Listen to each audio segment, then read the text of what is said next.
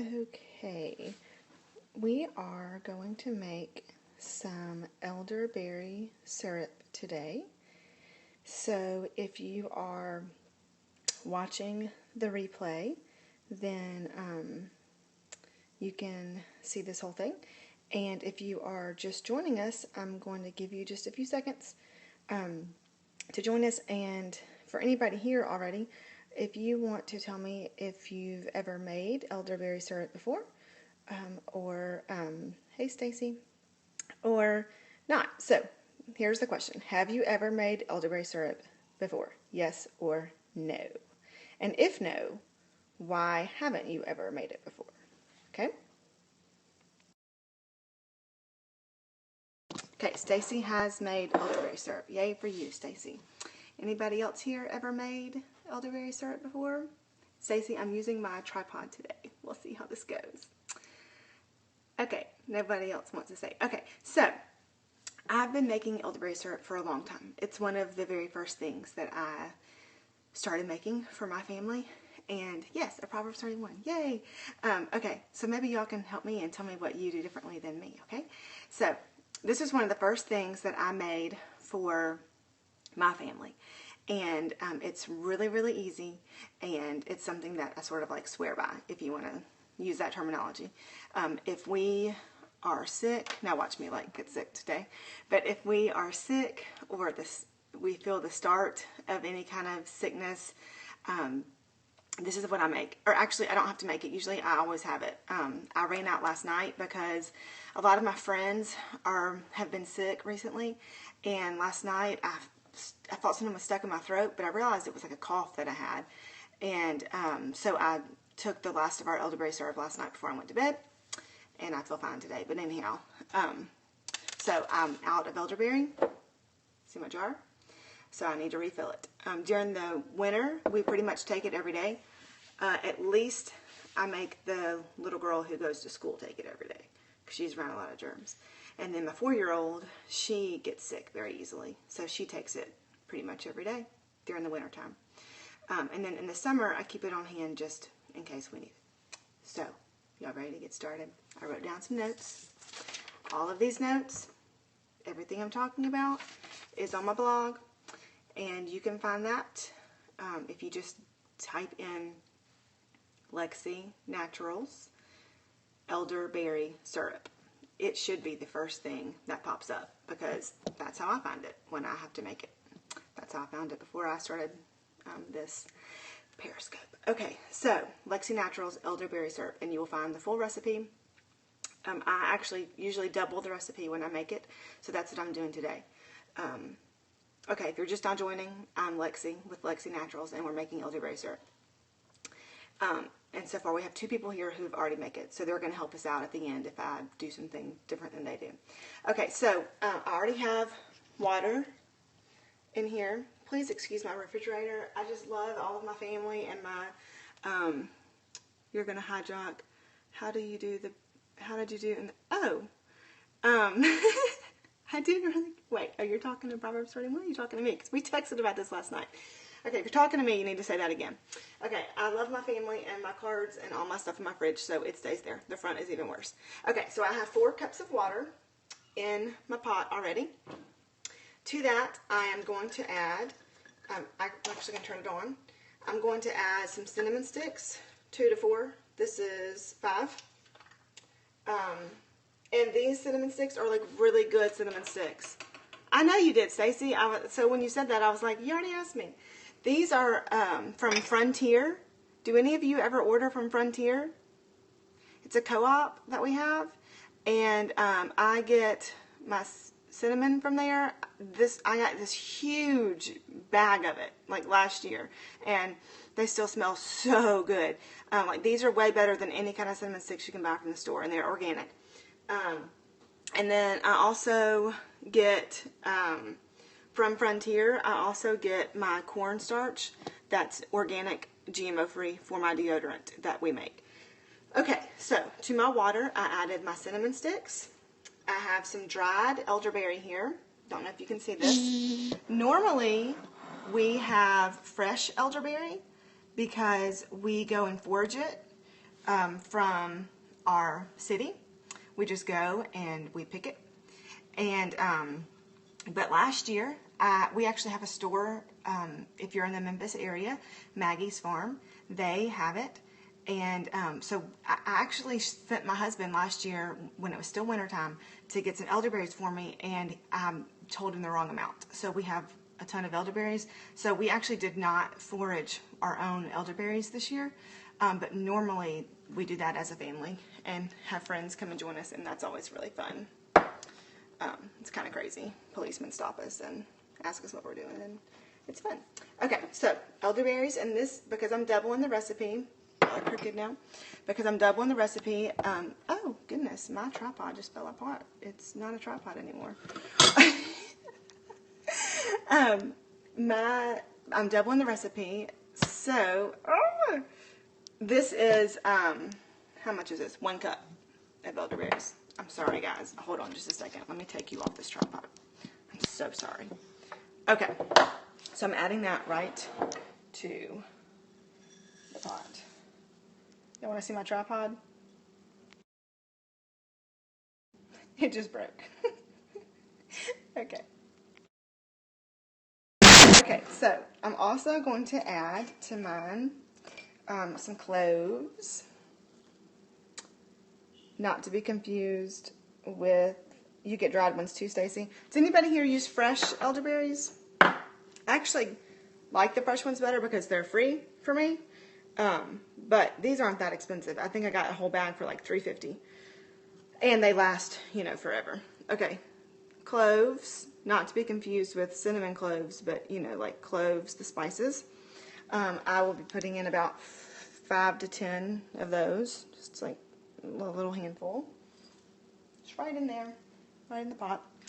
And then, I normally add ginger. I don't have any ginger right now.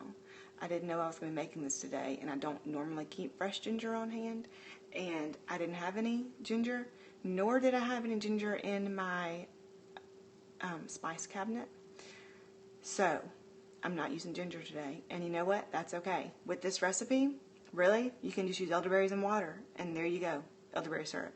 I like to add the other ingredients because I think that their properties are important and actually help. You keep some in the freezer. You keep, like, ginger, fresh ginger in the freezer. Interesting. I will have to do that because when I buy ginger, I don't use it all. And then I feel like I'm wasting it because it goes bad. Gets moldy. Yep. Okay. Good deal. You wrap it up. Just stick it in there. Okay. This next ingredient, so I'm skipping ginger because I don't have it.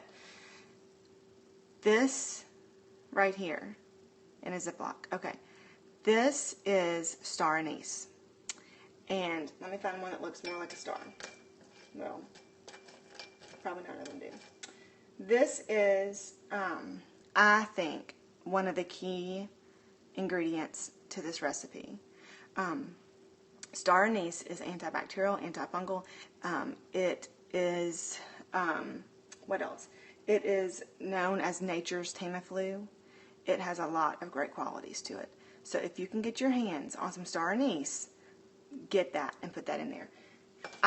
If you can't get star anise, we have some awesome stores around here where we can buy stuff like that. But if you cannot find star anise, then I would suggest just using anise seeds, which you can buy. They actually smell really good. The star anise kind of smells like licorice, but the anise seeds, and this is just like Kroger brand or something like that. Premium quality. Anyhow, use some anise seeds if you don't have star anise. And sometimes I actually shake some of those in there anyway. You buy your... Okay, yeah, I bet Amazon does have them. You're going to hear some kids in the background, sorry. We have a little girl over to play right now with my 4-year-old. Okay, so I just like to shake those in there because, oh, these smell so good. Okay, so this is what you do now.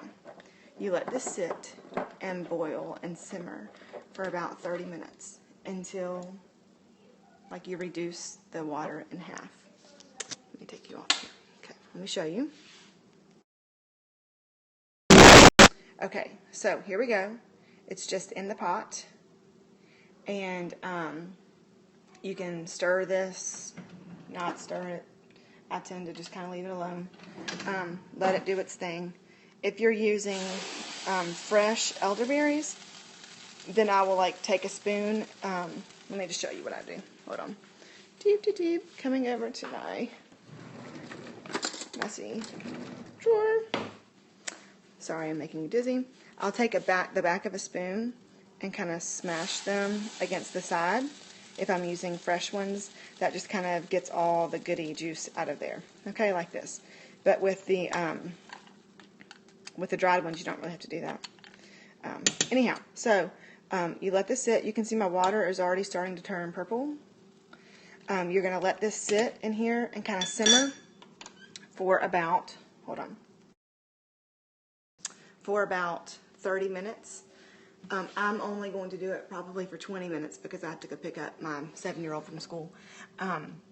So you're going to let this simmer, and then after it simmers, after the water has reduced by half, although I'm kind of cheap and I don't let it reduce all the way because I feel like I'm still getting all the good properties of all of my stuff.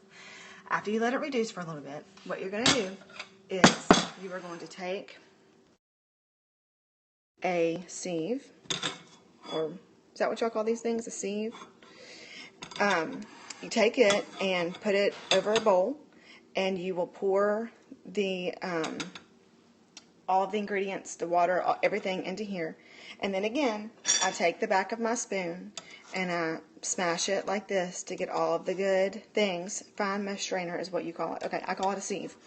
But sometimes I call it a fine mesh strainer too, I think. You will smash the elderberries and just keep doing it until no more juice runs out. Then, this is very important. After that, you need to let it sit and cool down. Don't get in a rush. It needs to get to about 90 degrees. Actually, like 107, I think, but I let it get all the way down to 90. And then I add in my raw honey.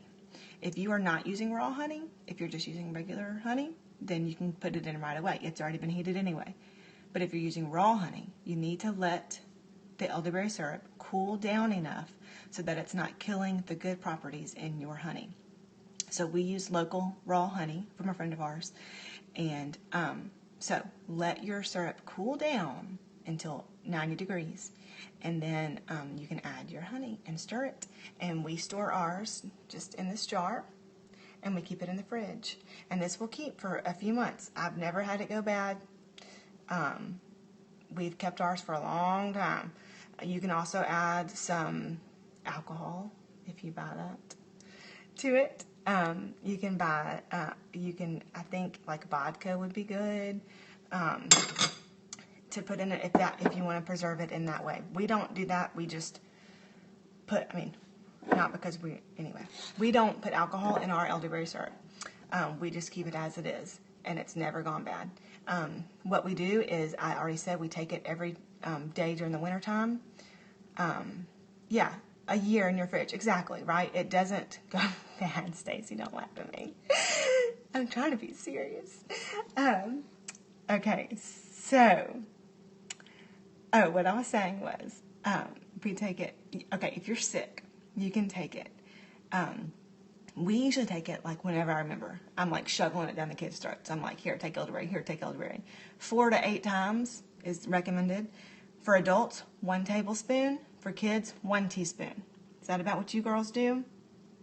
1 tablespoon for adults, 1 teaspoon for kids. Actually, for kids, if they're sick, I fill up a medicine dropper. I think that's 2 teaspoons. So that's really what I do. It's the only really thing it could do is it could give you a tummy ache if you have too much. None of us have ever gotten a tummy ache from it, but they say that elderberry can cause you to have a little tummy ache. We've never experienced that. And this is safe. You just drink it from the jar. That's what I did last night. It was at the very bottom, and it's nasty at the very bottom because all the gunk from the cinnamon and everything is down there, and I drank it from the jar. It was gross. Okay, so are there any questions? You guys here might be more experienced than me. Are there any questions about elderberry syrup? Or do you do anything different? Add any ingredients that I did not say today?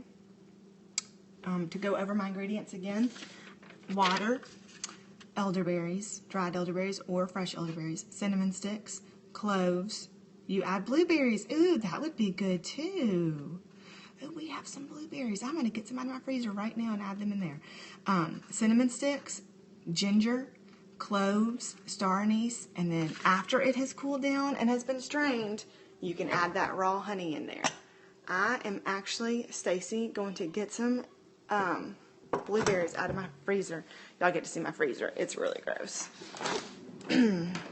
Let's see here. I forget I made a huge batch last time. That's the nearly, yes, exactly. I usually make a huge batch too. Okay. This is left over from when I fed my church group. This is some homemade chicken stock. And I'm so sorry I'm doing this right here, but I don't want to forget. And thank you, Stacy, for saying blueberries. I'm gonna get some blueberries. Here's the front of my fridge. It is really bad. Stacy, are you having a heart attack right now? This is my fridge. Got a lot of picks on there. Okay, I'm gonna add some blueberries in there. What a great idea. Okay. You're having a heart attack at my fridge. I know, Stacy. I'm sorry, I can't. I've tried to declutter my refrigerator door. I can't do it. I love my pictures. My mom watches me cook. Look, you want to see my mom? She would die. Where did my mom go? My mom must have fallen off. But I used to have a picture of my mom right here. She watched me cook. My in-laws here, my dead grandmother. I mean, how can I get rid of these people, Stacy? They help me and bring me inspiration. Okay, Lexi Naturals. Actually, it's blog.lexinaturals.com is my blog, and you can Google Lexi Naturals elderberry syrup, and you can see all the benefits of all the ingredients that I use. I don't just put them in there for no reason. I've got everything listed on there. So, all right, signing out. Thanks, y'all.